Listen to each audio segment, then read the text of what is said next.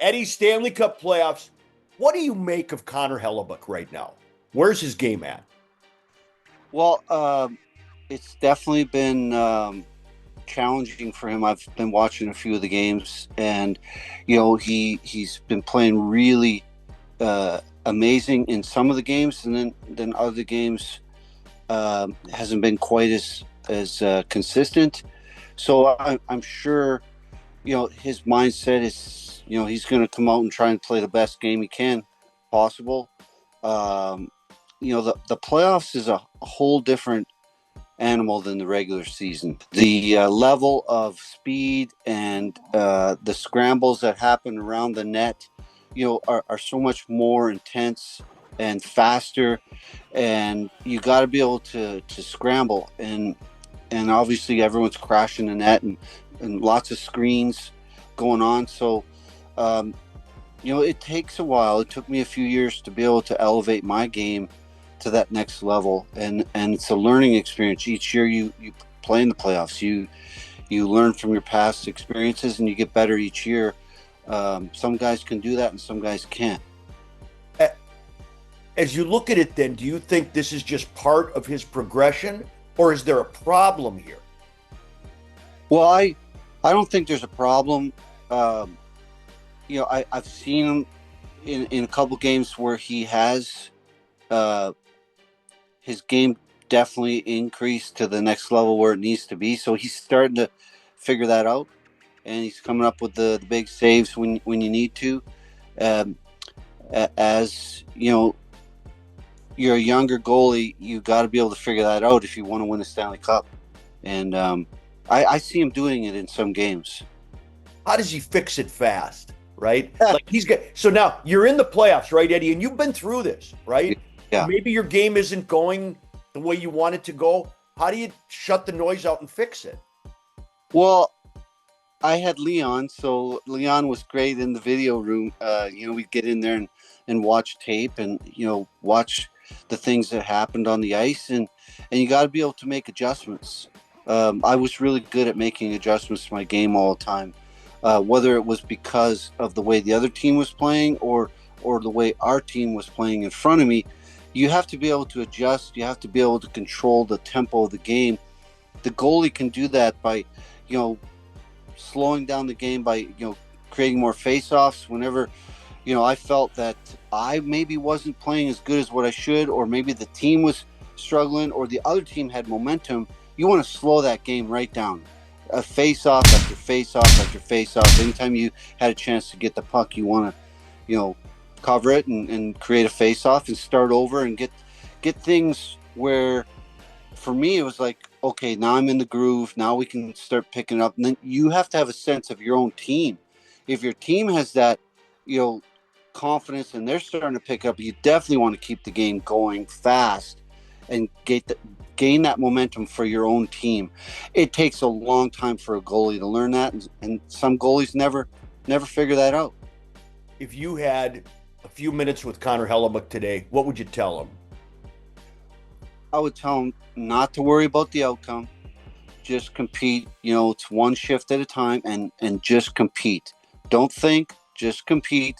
And it's just another game. It takes a while to treat the playoff games like it's just another game, because everything's so important. Everything's riding on it. You want to win the Stanley Cup, right? And you put a lot of pressure on yourself sometimes, and sometimes that can just it ties you up, and you just can't be loose out there and just play the way that he did during the regular season. It happens to a lot of goalies. It happened to me when I was younger. How did And you get? Did you just get through it by playing? Huh? Just keep just doing it. yeah, and you have to learn, and you got to learn quick, like you said. uh, when you're trying to win a cup and all the pressure's on you, and you have some success, then you might have a game where it's not so good. You got to look at that tape right away and figure out what happened and be able to adjust. Okay, let's move over to our guy, Jake Ottinger. And it looks to me like this might be his best spring yet. He's been building and building. He looks like he's progressing through this now and is maybe getting to the point. Yes? It seems like he's definitely further along. I've seen him play some really good games in the playoffs. He's more consistent. He comes up with those huge saves when you need them, and as you know, you need your goalie to come up with those timely saves in the playoffs. Um, he's still giving up a few goals that I'm sure he would want back, um, and that's part of playoffs too. Like unlucky goals, bad bounces, but that's going to happen, and you have to accept that those are going to happen, and you have to get by it really quickly and not let it bother you. It seems like he's doing that and moving past, and he seems to be adjusting nicely. I love the way he comes up with the big saves, timely saves. I love when he slows the game down. I see him figuring it out. Yeah, are you like he looks to me to be in a position where he is sort of figuring it out, and when you look at one net to the other net, it's pretty apparent. What do you like most about his mechanics and his technical play in net that maybe wasn't there the last couple of years, or what has he gotten really good at? He's a lot more composed. Um, his positioning has been really well. He's getting better at scrambling around the net. That's some of the big guys have that. When the play gets around the net and it gets real scrambly and behind the net, they get out of position pretty easy and they don't scramble as good as maybe a smaller guy does. And I see that he's getting better at that and finding the puck and covering it and slowing the play down. I see that a lot. Like he's slowing the play down, recovering. Let's reset. And then when the game gets going, momentum for the Stars, for our team, you can see that he understands that momentum is very important to keep with your team. And I like the way he's playing. And for him, my advice would be, again, it's just another game. Don't try to do too much out there. Keep doing the same things. Don't change anything. He's starting to get in the groove. Yeah, because I watched you, and when you got it, and you had a chance to close somebody out, you closed them out. What's the difference, and what is the feeling, and what sort of a mindset does Jake or you take into a closing game that makes you successful? Well, again, it's just focusing on, one shift at a time, and not don't play the scoreboard.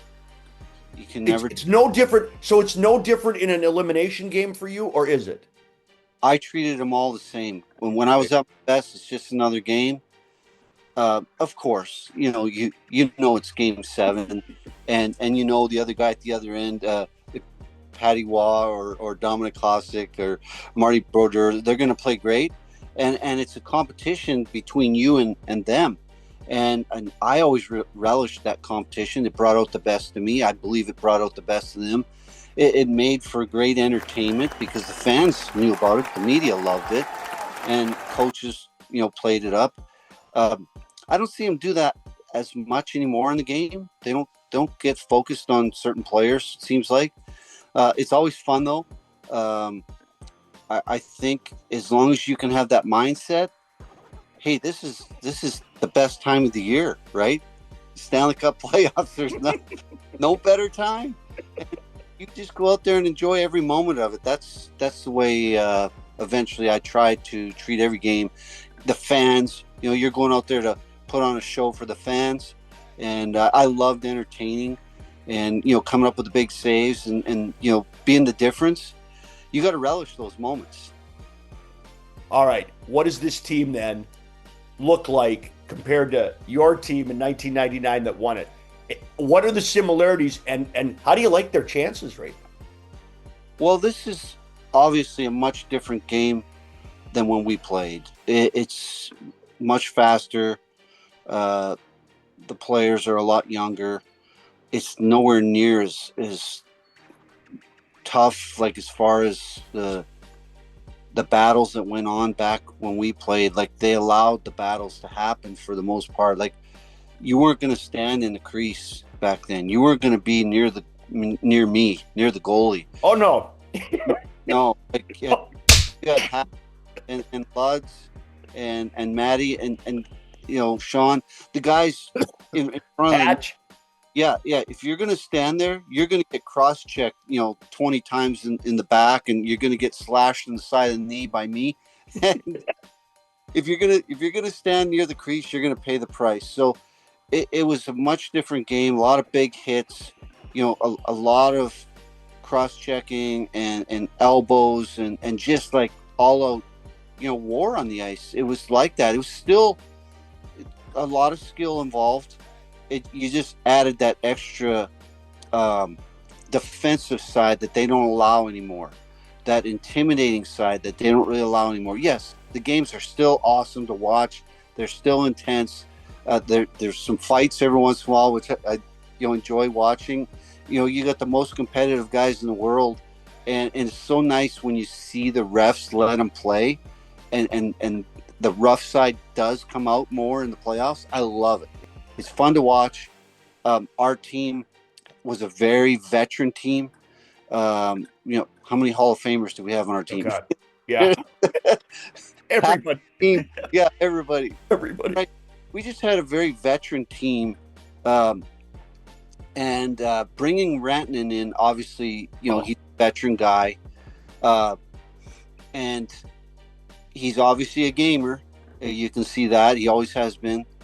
And, when you have him on the team scoring big goals like that, it rallies the troops. We obviously we had Joe Newendike who's lighting it up for us. And, when you have a guy that gets hot like that, it means everything to the team. Jamie Benn's been out there, playing every shift like it's his last. He's such a competitive guy, great leader. Love the way he plays. And we do have some depth, but we do have some young players too on the team, which we did back in the day. And you got to have both, and you got to have good goaltending. Hey, they're gelling up nicely. They're starting to gain momentum.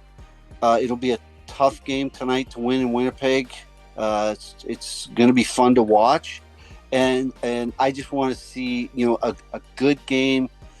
Back and forth. Hard working, hard hitting, some nice goals. Let's hope the refs stay out of it. Yeah, should be great. Eddie, you're wearing a Belfour Spirit shirt. Tell us what you're doing and how the people can get involved. Yeah, awesome. Thanks for asking, Ralph. Belfour Spirits is my family bourbon business. Started 10 years ago. We make a bourbon finished with Texas pecan wood. It's our best seller. And very smooth wheated bourbon, 92 proof, drinks amazing neat, makes an amazing old fashioned. And then we make rye whiskey also. Of course, me growing up in Canada, that's where we grew up, was drinking rye whiskey. And our rye whiskey, my favorite, is one double gold. So makes great cocktails, drinks great neat, have a lot of fun doing it. It's very challenging, as my hockey career was, but enjoy doing it every day. You can find us at Specs, Total Wine, Liquor Depot. We're in 10 states. You can go to belfourspirits.com and order it online and have it delivered right to your door. So I appreciate all the fans that come out and see me at my bottle signings. I just did one, actually, Ralph. This is crazy. Who would have thought? I did a bottle signing in St. Louis at Macadoodles and liquor store.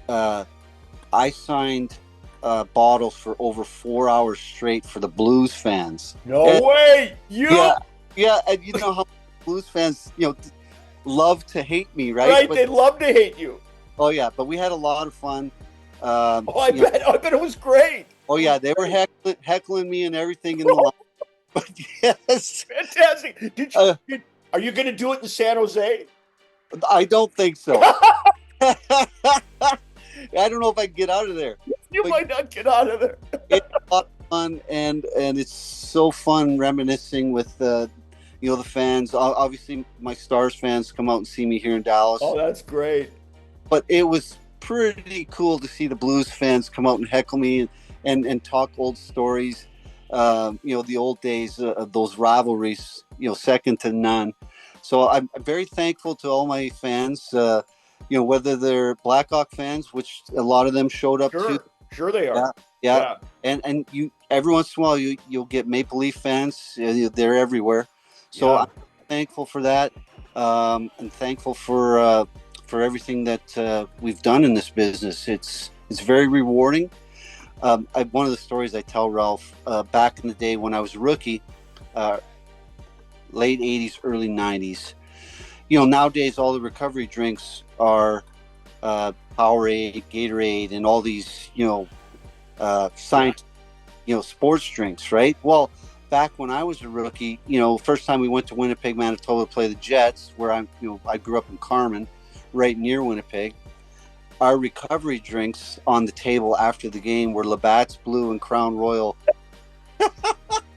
So people love that story. No, you're going back to your roots. That's You're going, right. you're going, and there's an athletic element to this, right? Of, Like this is healthy. This is recovery. of course. Of course. Uh, I remember Bobby Smith. You remember Bobby Smith, oh yeah. player? Yeah. Bobby Smith told me he went his first road trip with Montreal. He was rooming with Guy Lafleur. Yeah. He went into the room and LaFleur opened up his duffel bag and it was not. It was a 12-pack of beer and like 4 cartons of cigarettes. Yeah. That's Yeah. what he traveled with. Oh, I know. I remember again when I was a rookie in Chicago, uh, going into the locker room, the main locker room for the first time, and there was 4 guys, including our general manager, smoking cigarettes in the locker room. Yeah. Like, holy cow, what's going on here? We've come a long way. Yeah, Eddie, definitely. thank you, my friend. Thank you. Appreciate it. Yeah. Let's get this one tonight. Okay, you bet. Go Stars.